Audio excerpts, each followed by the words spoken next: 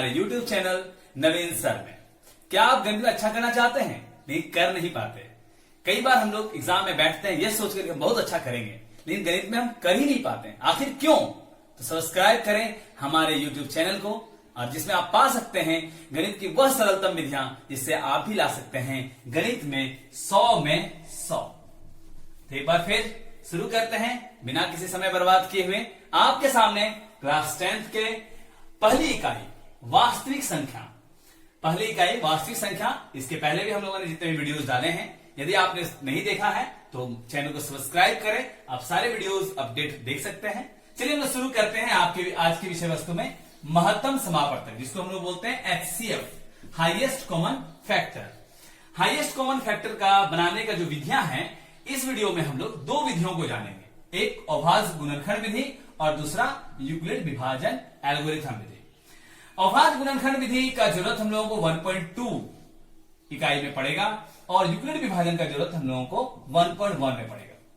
सबसे पहले हम लोग जान लें, इस विधि से बनाने के लिए जो मैथ हम लोगों को आएगा वो आएगा 3 मार्क्स का, ठीक है। और अगर अभाज्य गुणनखंड विधि से आता है तो ये 1 नंबर का भी ऑब्जेक्टिव में भी पूछ सकते हैं, हम लोग इसको इस विधि से ही बना सकते हैं। इसके पहले के वीडियोस में हम लोगों ने भाग विधि और अपवर्तन विधि से महत्तम निकालना सीखा है। तो चलिए आज हम लोग सीधा सीधी शुरू करते हैं अभाज्य गुणनखंड विधि से महत्तम समापवर्तन निकालने की विधियां। तो आइए शुरू करते हैं। सबसे पहले ये तीसरी विधि हो गई हमारी, नाम है अभाज्य गुणनखंड विधि।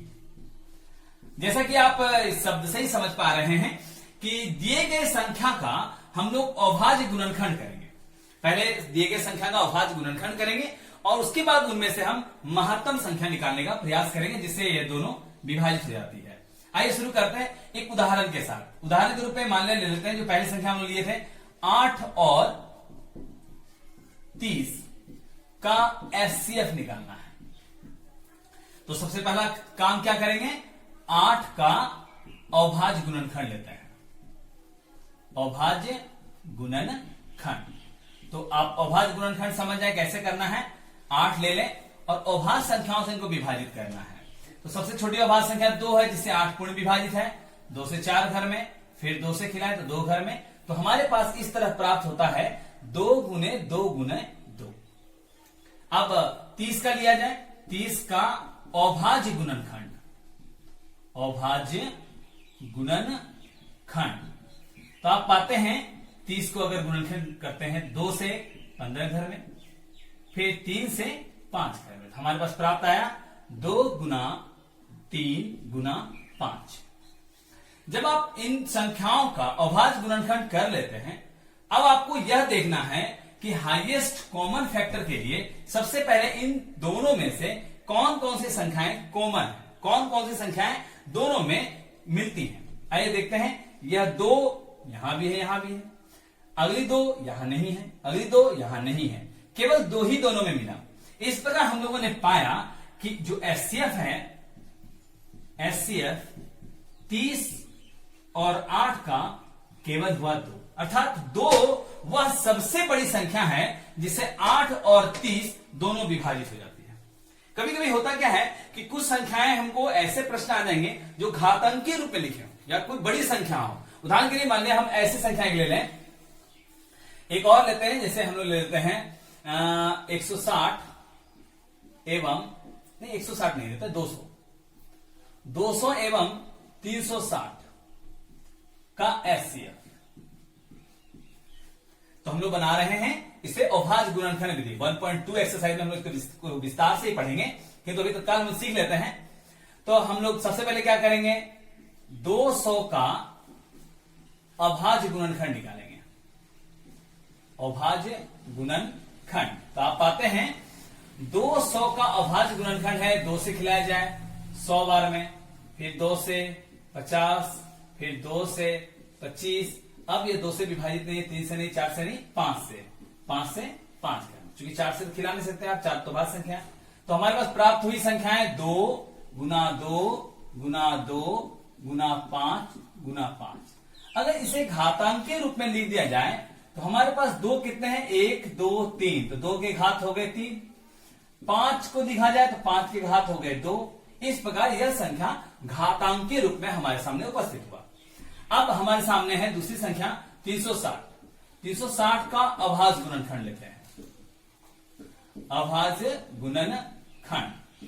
तो देखते हैं 360, चूंकि अंत में शून्य है, 2 से विभाजित होगी। 2 से 180, 2 से 90, 2 से 45, अब 2 से विभाजित नहीं होगी, अंतिम संख्या 5 है। 3 से लिखा जाए, 3 से 15, 3 से 5। तो हमारे पास प्राप्त संख्या हुई 2 गुना 2 गुना 2 गुना 3 गुना 3 गुना 5। तो इसे अगर घातांक के रूप में लिखा जाए तो 2 पे घात हो गए 1 2 3, 3 के घात हो गए 1 और 2, और 5 के घात 1 है जो दिखाई नहीं दे रहे। अब इन दोनों संख्याओं का एचसीएफ निकालना है, इसलिए हम लिखेंगे एचसीएफ 360, 200 का। किन संख्याओं को लें? तो सबसे पहले आपको यह जानना है कि हाईएस्ट कॉमन फैक्टर के लिए दोनों के बीच जो पहले कॉमन देखना है, कौन कौन सी संख्याएं कॉमन है। तो आप देख पा रहे हैं कि यहां 2 है, यहां भी 2 है, यहां 5 है, यहां भी 5 है, यहां 3 है, यहां नहीं है। इसका मतलब 2 और 5 नाम की संख्या हमारी कॉमन है, 2 और 5 कॉमन है। अब सवाल उठता है कि यहां पे 2 पे घात 3 है, यहां पे 2 पे घात 3 है, यहां पे 5 पे घात 2 है, यहां पे 5 के घात 1 है। तो सबसे पहले इन दो जिनके घात समान है तो इनमें तो कोई दिक्कत नहीं, जो समान है उनको उतार लिया जाए। लेकिन यदि जिनके घात समान नहीं हो तो हमको यहां यह देखना है कि दिए गए घातांकीय संख्याओं में से यदि घात समान न हो तो हाईएस्ट कॉमन फैक्टर के लिए हमें उस संख्या के उस घात को लेना है जो घात छोटी होती है। तो आप देख रहे हैं 5 पे घात 2 है, 5 पे घात 1 है, 1 छोटी है, हमें 1 लेना है। तो हमारे पास आ गया 2 गुना 2 गुना 2 गुना 5, अगर इसे गुना करें तो गुणनफल प्राप्त हुआ हमारा 40। इस प्रकार 40 वह सबसे बड़ी संख्या होगी जिससे हमारा 200 और 360 पूर्ण विभाजित हो जाएगा। हमें विश्वास है कि अभाज्य गुणनखंड विधि से आप महत्तम निकालना पूरी तरह समझ चुके हैं। इसके लिए आपको करना क्या है, 1-2 उदाहरण खुद से भी ले लेना है और उसको प्रयास करना है, या 1.2 के एक्सरसाइज के भी 1-2 उदाहरण आप ले सकते हैं पाठ्य पुस्तक से भी, और इसको बनाकर यह संतुष्ट हो ले आप कि आपने इस विषय विधि को पूरी तरह से समझ पाया है। अब हमारे पास जो अगली विधि है उनका नाम है यूक्लिड विभाजन एल्गोरिथम। यह बहुत महत्वपूर्ण है। यहां हम लोग यूक्लिड विभाजन एल्गोरिथम और यूक्लिड विभाजन प्रमेयिका दोनों के बारे में अध्ययन कर लेंगे, क्योंकि यूक्लिड विभाजन एल्गोरिथम में यूक्लिड विभाजन प्रमेयिका की श्रृंखलाएं होती हैं। यहाँ यूक्लिड विभाजन जो यूक्लिड है उनके बारे में आप जान जाए, वही गणितज्ञ थे जिन्होंने प्रारंभ में सारी विधियों का जो प्रारंभिक गणितीय विधि है उनको संग्रहित करके एक पुस्तक 13 एलिमेंट्स में लाया, और जिसके 7वें अध्याय में हमारा यूक्लिड विभाजन एल्गोरिथम का उल्लेख किया गया। तो आइए हम लोग सीखते हैं अब जो हमारे लिए सबसे महत्वपूर्ण है क्लास 10th के इस विधि में, यूक्लिड विभाजन एल्गोरिथम को। चलिए देखते हैं हम लोग। चौथी विधि जो है महत्तम निकालने की, वो है यूक्लिड विभाजन एल्गोरिथम। इसके पहले वीडियोज में हम लोगों ने यूक्लिड विभाजन एल्गोरिथम को बहुत अच्छा से समझा है। एल्गोरिथम का तात्पर्य होता है ये कलन विधि है, अर्थात यूक्लिड विभाजन प्रमेयिका के सहायता से जो हम बनाएंगे एचसीएफ, उसकी चरणबद्ध प्रक्रिया है जिससे हम किसी फल को पा सकेंगे। तो हम लोग देखते हैं कि क्लास 10th में जब इससे प्रश्न आता है तो वो किस प्रकार का प्रश्न रहेगा। उदाहरण के लिए एक उदाहरण जैसे आपको हम दे दें कि 8 एवं 30 का एचसीएफ यूक्लिड विभाजन प्रमेयिका विधि द्वारा ज्ञात करें।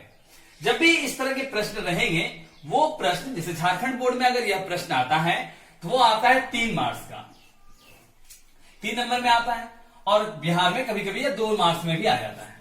तो आपको प्रश्न के इस मार्क्स को नहीं देखना है, बल्कि प्रश्न की पद्धति को देखना है। होता क्या है कभी कभी कि हम लोग मैथ तो बना देते हैं, 2 नंबर 3 नंबर में जो भी प्रश्न पूछे जाते हैं उनको हम बना देते हैं, लेकिन जहां 3 का 3 आना चाहिए वहां हमें 3 की जगह 2 आ जाता है, कभी ढाई आ जाता है। ऐसी स्थिति में अगर हम 20 प्रश्न बनाते हैं तो जो छोटे छोटे अंक हमारे कटते जाते हैं वो हमारे कुल परिणाम को प्रभावित कर जाते हैं। बस यही हमारे सामने सबसे बड़ा प्रश्न है कि हमारा मार्क्स नहीं कटे। आप 3 नंबर का अगर कोई मैथ बना रहे हो तो आपको 3 में 3 आना चाहिए, ना कि आप मैथ बना दिए, आंसर मिला दिए, लेकिन आपको 3 में 3 आया नहीं। तो इसके बारे में हम लोग नेक्स्ट वीडियो में समझेंगे कि आखिर गणित के कौन कौन सी ऐसी कमियों को हम दूर करें जिससे हमें 100% गणित में मार्क्स लाया जा सके। आइए देखते हैं हम लोग पहले यूक्लिड विभाजन विधि द्वारा एचसीएफ कैसे निकालेंगे। तो सबसे पहले जब ये आपका प्रश्न दिया रहेगा तो आप हल लिखेंगे। हल लिखने के बाद सबसे पहला जो काम करेंगे, आपको यह देखना है कि दिए गए संख्याओं में से कौन सी संख्या बड़ी है और कौन सी संख्या छोटी है। तो आप देख पा रहे हैं कि आपने पाया कि 8 और 30 में जो 30 है वो 8 से बड़ी है। तो जो संख्या बड़ी होगी उसे हम लोग भाज्य मानेंगे और जो संख्या छोटी होगी उसे हम भाजक मानेंगे। तो इसलिए आपने पाया कि भाज्य a बराबर आपका 30 है और भाजक b बराबर आपने लिया 8। लेने के बाद अब हम लोग किसके पास जाते हैं? चूंकि यूक्लिड विभाजन एल्गोरिथम का प्रयोग करेंगे, प्रत्येक चरण जो है वह एक यूक्लिड विभाजन प्रमेयिका होती है। तो सबसे पहले इस प्रक्रिया को शुरुआत करने से पहले हम लोग इसको भाग विधि से बनाकर देख लेते हैं। आइए भाग विधि से बनाते हैं। तो आपने पहले भी सीखा है भाग विधि में हम लोग क्या करते हैं, तो भाजक से भाज्य को विभाजित करते हैं। तो देखते हैं 8 तिया, तो आपने पाया 24, शेष आपके पास हो गया 6। अब 6 जो है, यह जो शेषफल है वह भाजक से कम है। ऐसी स्थिति में यह शेषफल अगली चरण में भाजक बन जाएगी और यह जो भाजक थी वो हमारा भाज्य बन जाएगा। और भाग की अगली चरण होगी, ये पहली चरण हुई, हम लोग दूसरी चरण में प्रवेश कर गए। तो 6 से एक घर में फिर खिलाया जाता है, तो आपके पास शेष बचता है 2। फिर आप पाते हैं कि जो शेषफल है वो भाजक से छोटी है। ऐसी स्थिति में तीसरी चरण शुरुआत होती है। तीसरी चरण में हम लोग क्या करते हैं, 6 को यहां ले आते हैं, क्योंकि ये जो भाजक है अब भाजक के रूप में आ जाएगी। तो 2 से 3 घर में 6 हमारा पूर्ण विभाजित हो जाता है और शेषफल जो बचता है वो 0 रहता है। यह तीसरा चरण हमारा पूर्ण हुआ। तीसरे चरण के पूर्ण होने पर जब शेषफल 0 आ जाए तब जो भाजक होता है वही भाजक हमारा वास्तविक एचसीएफ होता है। इस प्रकार हम लोगों ने पाया यह जो पहली चरण है, उसके यह जो दूसरी चरण है, ये जो तीसरी चरण है, इन तीनों चरणों में हमने क्या देखा कि इस पहली चरण में a था 30, b हमारा 8, दूसरी चरण में जो b है वो a बन जाता है और फिर शेष बचता है, शेष बचा हमारा हाँ ठीक है 6। तीसरे चरण में आपने क्या देखा भाई, तो b फिर a बन जाता है और शेष क्या हमारे पास 2 था। ये जो चरण है आप इस बात को देख रहे हैं कि प्रत्येक चरण का जो भाजक है वो अगले चरण के लिए भाज्य है, फिर प्रत्येक चरण का जो भाजक है वो अगले चरण के लिए भाज्य है। और यह क्रिया तब तक चलती रहती है जब तक कि हमारा शेषफल 0 नहीं आ जाता है। ये जो भाग विधि से हमने एचसीएफ बनाने सीखा है पहले ही, इसके प्रत्येक चरण को हम लोग यूक्लिड विभाजन प्रमेयिका कहते हैं।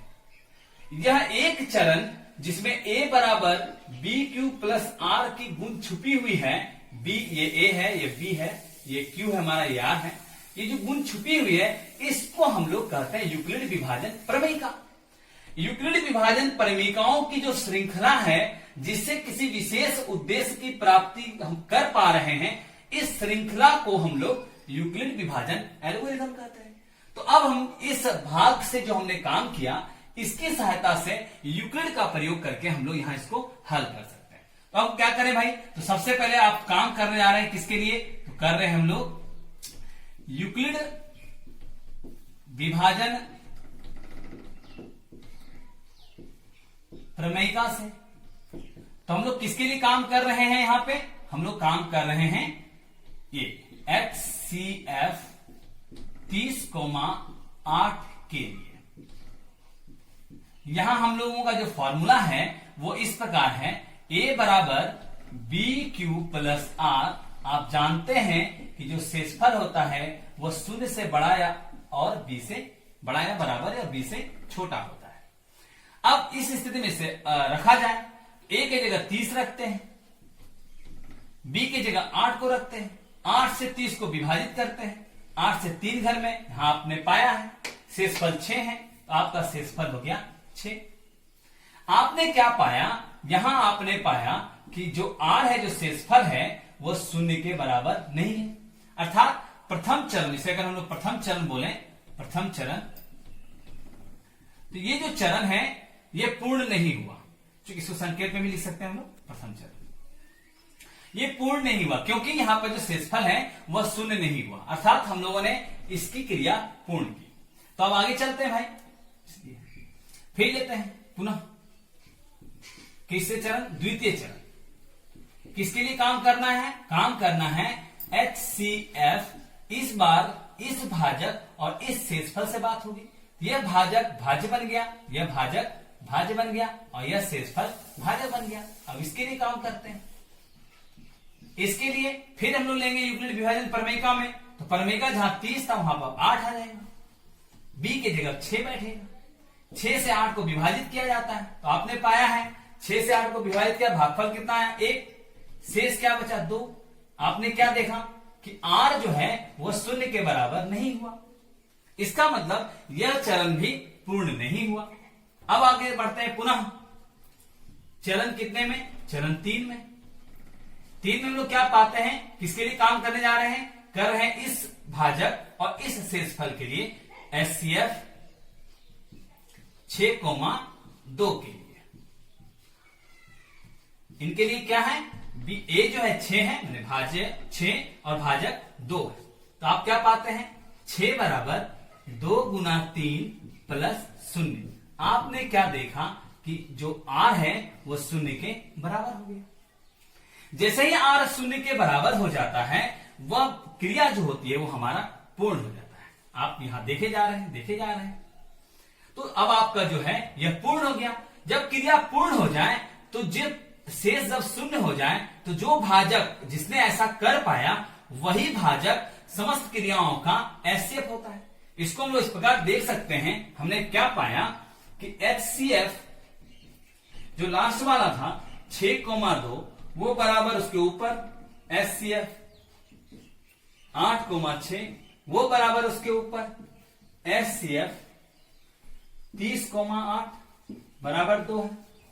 अब हम इसे इतना बड़ा लिख भी सकते हैं, नहीं भी लिख सकते हैं। फाइनली हमने क्या पाया, सीधा से लिख सकते हैं कि जिस अवांछित HCF जो हम लोग काम कर रहे हैं 30 और 8 के लिए, वो हमारा क्या हो गया 2।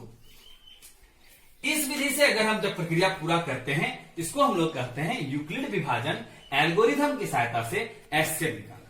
यह विधि पूरी तरह भाग विधि पर निर्भर है। तो यदि आप भाग विधि को अच्छी तरह समझ चुके हैं उसके प्रत्येक चरण को आप इस तरह चरणबद्ध रूप में क्रमबद्ध रूप से रख करके HCF निकाल सकते हैं, कोई भारी नहीं है। और इस तरह जब आप HCF बनाते हैं तो जितने नंबर में आपको ये पूछे जाएंगे उसमें से आपके मार्क्स एकदम नहीं कटेंगे, पूरे के पूरे नंबर आएंगे। चलिए अब हम लोग क्या करते हैं, पाठ्य पुस्तक से एक उदाहरण लेते हैं और देखते हैं उसे कैसे हल करते हैं। आइए देखते हैं उदाहरण लेकर के।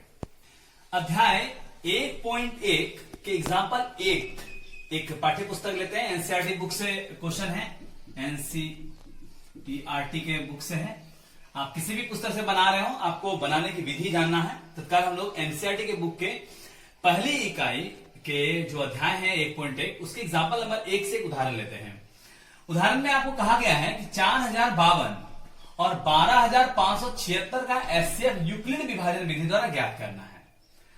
तो आप जैसे हम लोग इसके पहले सीखे, एकदम आराम से इस बात को समझना है। सबसे पहले हम लोग क्या करते हैं कि चूंकि हम लोग को देखना है कि 4052 और 12,576 में कौन सी संख्या बड़ी है, तो आप पाते हैं कि 12,576 वो बड़ी है 4052 से। ऐसी स्थिति में आपका जो A है वो हो जाता है 12,576 और B हो जाता है भाजक 4052। अब हम लोगों को काम किसके लिए करना है, काम करना है HCF निकालना है 12,576, 4052 हम लोग इसके लिए काम कर रहे हैं। किसका प्रयोग करने जा रहे हैं, हम लोग प्रयोग करने जा रहे हैं यूक्लिड विभाजन प्रमेयिका। क्योंकि प्रत्येक चरण जो है वह यूक्लिड विभाजन प्रमेयिका से है। पहले प्रमेयिका देखें तो प्रमेयिका के सूत्र क्या होते हैं, तो आपने पाया है प्रमेयिका का सूत्र A बराबर BQ प्लस R, जहां R जो है वो 0 से बड़ा या बराबर लेकिन B से सदैव छोटा होता है। अब इसलिए अब आगे की पहली चरण, अगर इसे हम लोग चरण 1 लिख दें, चरण 1 तो यहां से शुरू करते हैं। तो सबसे पहले अगर इसे हम लोग यूक्लिड विभाजन एल्गोरिथम विधि से बना रहे हैं तो आपको सबसे पहले इसे भाग विधि से बनाकर देख लेना है। तो आइए हम लोग देखते हैं। मैंने यहां भाग विधि से बनाकर रखा है पहले से, आप इसको देख पा रहे होंगे। सबसे पहले हमने 4052 से 12576 को विभाजित करते हैं। तो 3 घर में विभाजित करने के बाद इतना आता, शेष बचता है हमारा 420। ये पहली चरण पूरी हुई। यहाँ ये हमारा बी है, ये हमारा ए है, ये हमारा क्यू से भागफल है और आर हमारा शेषफल है। फिर आप पाते हैं जो आर है वह भाजक से छोटा है, वो भाजक से छोटा है।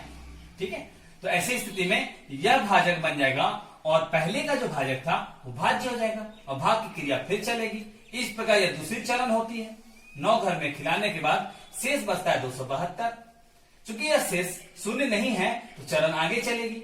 इस प्रकार तीसरी चरण होती है, फिर शेष शून्य नहीं है, चौथी चरण होती है, फिर शेष शून्य नहीं होती है, 5वीं चरण चलती है, फिर शेष शून्य नहीं होती है, फिर 6ठी चरण चलती है और अंत में आप देखते हैं कि शेषफल आ गया शून्य और यह क्रिया पूर्ण हो जाती है। पहली चरण, दूसरी चरण, तीसरी चरण, चौथी चरण, 5वीं चरण, 6ठी चरण और ये हमारी फाइनल 7वीं चरण जिसे हमको प्राप्त होता है। प्रत्येक चरण में आपने यह देखा कि भाग की क्रिया के बाद जो शेष बचती है वह यदि शून्य नहीं होती है और शेष भाजक से छोटा रहता है तब ऐसी स्थिति में एक चरण और होती है जिसमें शेषफल भाजक बन जाती है और पहले वाली भाजक भाज्य बन जाती है। फिर शेषफल भाजक बन जाती है और यह भाजक जो था वो भाज्य बन जाती है। फिर शेषफल भाजक बन जाती है, यह भाजक भाज्य बन जाती है। इस तरह ऐसे हमारा क्रिया चलते रहेगा और तब तक चलेगा जब तक कि शेषफल हमारा शून्य ना आ जाए। जब आप भाग विधि से इसको रफ में भी बना करके देख सकते हैं, बनाने के बाद इसी क्रिया को देखकर आप यहाँ साफ उतार दें, केवल कोई दिमाग लगाने की जरूरत नहीं है। आपने भाग की क्रिया में जो काम कर दिया उसको केवल यहाँ पर रखते जाना है। जैसे आप देख रहे हैं पहले चरण में आपने क्या किया, ए की जगह आपने लिया 12576, बी की जगह आपने क्या लिया 4052। कितने घर में विभाजित किए आपने देखा, 3 घर में भागफल आया, शेषफल क्या बचा भाई 420 बचा। आप क्या पाए यहाँ पर, आपने यहाँ पाया आर जो है वह शून्य के बराबर नहीं हुआ।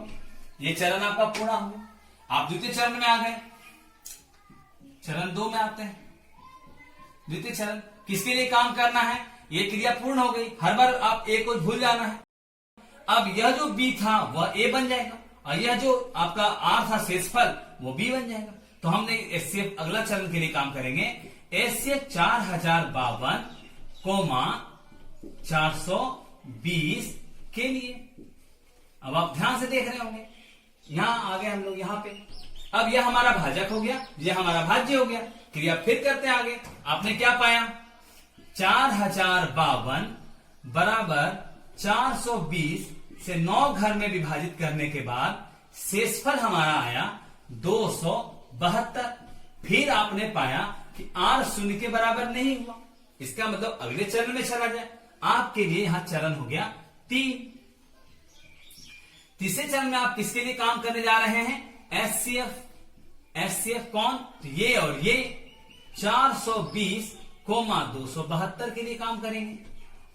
ऐसी स्थिति में यहां पर आप गौर करेंगे हर बार यह ए यह बी बनता है। तो आप फिर से उसको लिखते हैं यूक्लिड विभाजन प्रमेयिका के रूप में।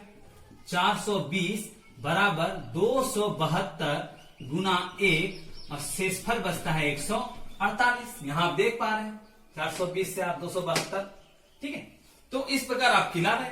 फिर आगे यहां पर भी आपने क्या पाया, यहां आपने पाया कि आर जो है वो शून्य के बराबर नहीं हुआ। तो चला जाए भाई चौथे चरण की ओर चलते हैं।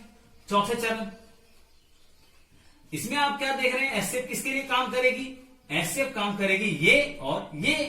तो 272 148 इसके लिए काम करना है आपको। आराम से आप लिखेंगे, ए की जगह 272 लिखना है, बी की जगह 148 लिखना है। तो आप देख रहे हैं 148 से जब विभाजित करते हैं एक घर में खाता है, शेषफल 124 बचती है। तो आप लिखते हैं एक घर में खिलाते हैं और शेषफल हमारा 124 है। फिर आप यहां लिखेंगे भाई जो शेषफल है वो शून्य के बराबर नहीं है। इसका मतलब एक चरण अगली चलेगी, ये चौथी हुई। अब हम लोग 5वीं चरण की ओर चलते हैं। चरण 5 आ गए। इसमें आप किसके लिए काम कर रहे हैं, तो ये भाजक और ये भाज्य है, ये भाज्य, ये भाजक और ये शेषफल है। अब ये बन जाएगी, क्या बन जाएगी? तो देखते हैं एचसीएफ में 148, अब यह भाज्य हो गई और 124 जो शेषफल था वो भाजक के रूप में काम कर लेगी। अब इसके लिए कार्य करते हैं, तो आप क्या करेंगे? फिर इसलिए देंगे 148 ए के जगह पे आएगी, 124 बी की जगह पे। एक घर में खिलाने के बाद शेषफल बचता है हमारा 24। फिर आपने पाया, क्या पाया? कि आपने पाया आर जो है शून्य के बराबर नहीं है। चलिए इसको बंद करते हैं। इसका मतलब अगले चरण में चला जाए, तो चरण आ गए हमारे 6वें चरण में आप क्या पाते हैं? किसके लिए काम कर रहे हैं? तो एचसीएफ, ये और ये जो भाजक था अब वो भाज्य हो गई और ये जो शेषफल है वो भाजक हो जाती है। इसके लिए काम करते हैं। तो फिर आप इसलिए लिखते हैं ए के जगह पर 124 लिखा जाएगा, बराबर देंगे, बी की जगह 24 है, 24 से खिलाते हैं 5 घर में 120, शेष बचता है हमारा 4। फिर आप पाते हैं कि आर जो है शून्य के बराबर नहीं है। ऐसी स्थिति में एक चरण और करते हैं, चरण 7वें चरण में हम लोग पहुंच गए। यहां किसके लिए काम कर रहे हैं? एचसीएफ 24 और 4 के लिए। चलिए इसके लिए काम करते हैं। जब आप इसके लिए काम कर रहे हो तो यहां ए की जगह 24 लेते हैं, बी की जगह 4, 6 घर में खिलाते हैं, शेषफल बचता है 0। आपने पाया आर बराबर 0 हो गया। जैसे ही आर बराबर 0 हो जाए, यह जो एल्गोरिथम है, जो विभाजन प्रमेयिका का जो चरण है, क्रमबद्ध चरण, यह पूर्ण हो जाता है और वांछित उद्देश्य प्राप्त हो जाती है। और हमारा जो भाजक होता है वही भाजक दिए गए समस्त क्रियाओं का एचसीएफ होता है। अर्थात हम इसको ऐसे समझ सकते हैं कि आप जान गए कि ये जो एचसीएफ है, एचसीएफ 24,4, ये किसके बराबर है? ये ऊपर वाले के बराबर है। एचसीएफ 124,24 वो किसके बराबर है? इसके ठीक ऊपर वाले का। एचसीएफ 148,124 वो किसके बराबर है? एचसीएफ यहां देखते हैं 272,148 वो किसके बराबर है? उसके ऊपर वाले एचसीएफ के।